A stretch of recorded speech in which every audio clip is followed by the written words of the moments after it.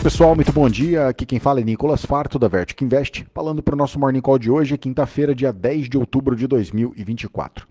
E o mercado opera com viés de queda nos Estados Unidos e na Europa, esperando pelos dados de inflação ao consumidor americano, enquanto na Ásia hoje o dia conseguiu fechar no positivo.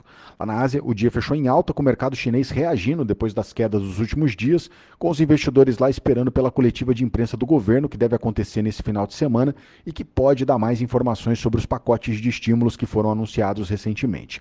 Lá na Europa, o viés é de baixa, com os europeus de olho na agenda americana, com dados de inflação, que também podem influenciar o ritmo de juros lá na zona do euro. Além disso, na agenda europeia, hoje também sai a ata da última reunião de política monetária do Banco Central Europeu, que deve dar mais detalhes sobre a visão do banco para a inflação e juros por lá. Indo para os Estados Unidos, ontem o dia fechou com alta, o Dow Jones subiu 1,03%, S&P fechou com alta de 0,71% e o Nasdaq subiu 0,6%. Na agenda de ontem, o destaque ficou para a ata da última reunião do Banco Central americano, que mostrou que a maioria dos membros do comitê que votaram por o corte de 0,5% também sinalizaram que os próximos cortes vão depender dos dados de inflação e também do mercado de trabalho. O mercado americano também segue de olho nos impactos do furacão Milton, que já está atingindo o estado da Flórida e que deve afetar a atividade econômica e também pode acabar afetando o abastecimento de petróleo no Golfo do México. Bom, na agenda de hoje, o foco deve ficar então na publicação de inflação ao consumidor, que já deve ir calibrando as apostas sobre a intensidade do corte que pode acontecer na reunião de novembro. Atualmente, o mercado está acreditando em 2 cortes de 0,25, um na decisão de novembro e outro na decisão de dezembro. Mas, é claro, se o número de inflação hoje vier muito acima do esperado, isso pode mudar as expectativas e pode também dificultar as chances de um ritmo mais forte no corte de juros, o que, por sua vez, poderia afetar as bolsas. Além disso, hoje lá também sai o relatório de pedidos de seguro-desemprego semanal, que ajuda a monitorar o ritmo de atividade no mercado de trabalho americano, que também pode afetar o ritmo de corte de juros por lá.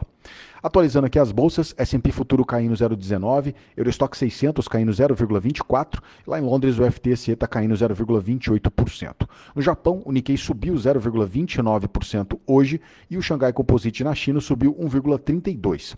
O índice dólar, o DXY, está caindo 0,07% e os juros de 10 anos do mercado americano estão subindo 0,6%, com a taxa anualizada agora cotada a 4,09%.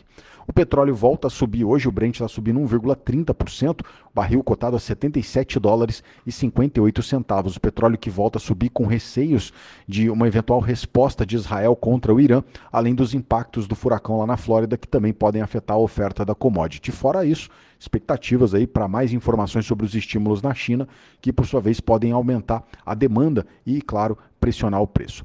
Bom, o minério de ferro fechou com queda nessa madrugada lá na China. Hoje o contrato mais negociado em Dalian caiu mais de 1%, com o preço fechando na casa dos $109,55 a tonelada.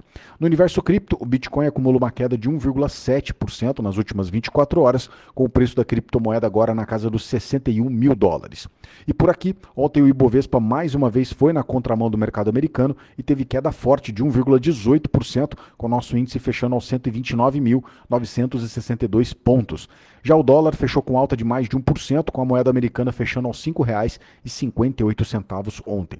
Na curva de juros, o movimento foi de alta para quase todos os vencimentos, com o mercado aqui repercutindo o IPCA de setembro, que veio com uma alta mensal de 0,44, ficou abaixo do 0,46, que era a expectativa de mercado, mas ainda assim sinalizou que a Selic deve continuar subindo. Na visão aqui do time da XP, apesar da leitura mais positiva no mês de setembro, a inflação para 2024 pode terminar o ano acima da meta de 4,5% no ano. Nas ações, mais uma vez, pesou na composição do Ibovespa a queda de mais de 1% da Petrobras e queda de 0,26% para as ações da Vale, com as duas sentindo a queda dos preços das commodities. Na ponta mais negativa, o destaque ficou para a queda de mais de 6% para a Edux Educação e para a Cognat. Já do lado positivo, o destaque ficou para a Uzi Minas, que subiu ontem 4,5%, depois que o banco Morgan Stanley elevou a recomendação de compra para o papel e sugerindo aqui um potencial de 60% de valorização para as ações da empresa. Para fechar, na agenda local, hoje o IBGE deve divulgar a pesquisa mensal de comércio, com a projeção aqui de mercado apontando para uma queda de 0,5% na comparação mensal. Esses são os destaques para hoje. Eu agradeço a sua companhia e te desejo um excelente dia. Um grande abraço, valeu e até amanhã.